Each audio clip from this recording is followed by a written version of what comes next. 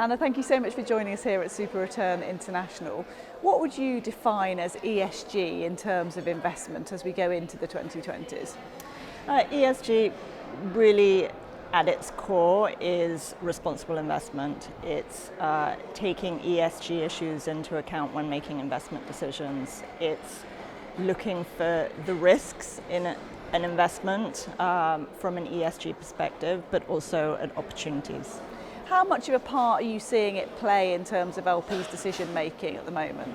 An increasing role. I think what we see today is that there's some minority of LPs for whom this is non-negotiable, and they really don't want to be investing with GPs who do not take ESG seriously. We've got then, I think, a further sort of section, maybe a majority of LPs who are engaging with the GPs, who want the GPs to be considering ESG when making investment decisions, but perhaps have not taken it to the level of saying we're not going to invest with these GPs so much as trying to engage with them so that by the next fund, for example, the GPs have made some progress. So where we were seeing perhaps what was described as greenwash before, lip service if you like, are we seeing actual action now, do you think?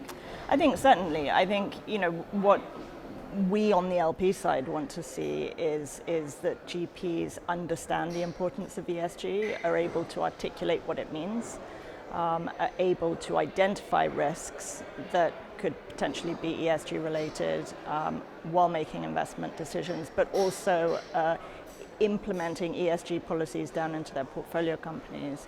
And I think for us, for Hamilton Lane, to not be doing that represents a risk in really not looking at the broader landscape of what the risks of any particular deal are.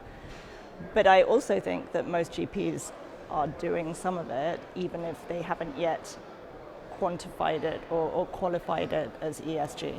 Do you feel it's this industry's responsibility to do this now? Because, with the power that the money brings, this could really be transformative if it's fully engaged with and properly applied. Absolutely. I mean, private equity is really the perfect asset class for ESG, in particular on the buyout space where you've got control buyouts. GPs are control majority owners. They run these companies and therefore they have a huge amount of influence, a lot more than on the public side where, investors or big investors can engage with companies, they can, be activists if they want, but they're really not controlling. So they have more influence in this industry to be able to make that real change? Absolutely. And do you think there is a consensus behind that this industry needs to take that responsibility now? I think so. I think we're getting to the point where, from an LP perspective, it's going to be no good for a GP to not have some approach to ESG. And even if, today it might be a minority of LPs who are saying we're not going to invest with GPs who don't have an ESG policy, who aren't integrating ESG, I think we're getting to the point where we're going to find a majority of LPs who are saying that. And do you think that there needs to be a sort of universal or collaborative approach in those terms? I think it would be very helpful for the industry for there to be a standardized approach to ESG. I also think that's not so likely because what ESG means to different LPs is quite different, and they all have a very different perspective on ESG, but also requirements from a regulatory perspective and all the rest.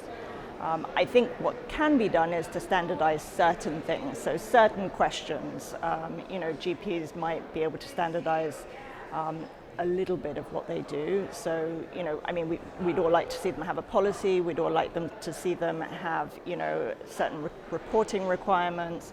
There are certain things that I think we can achieve consensus on, but there will always be, as with everything in private equity, a sort of fairly unique aspect to certain things. And perhaps one of the keys to that as well is that it's difficult to measure success in those terms. It is difficult to measure success, although I think it's also possible to identify failure, right? And so if we look at ESG from a risk management perspective, you can identify where the failures were because a certain risk wasn't identified, it wasn't taken into account. And so it is possible in that respect, I think, to measure the success of ESG. There are 3,000 industry members descending on Berlin for this conference. What message do you hope they take away from this in terms of ESG? Well, I think for those who haven't started considering ESG, I think you're behind. But also I think, and I spend a lot of time talking to both GPs and LPs about ESG. On the GP side, I would say that a lot of GPs are already doing a lot of what we would define as ESG work, and they're just not quantifying it as such. And so I don't think it's a huge radical change that they need to make. They just really have to start kind of thinking about what might be ESG from what they already do and what can they add to that. Anna, thank you so much for sharing your thoughts. Great to talk to you today. Thank you.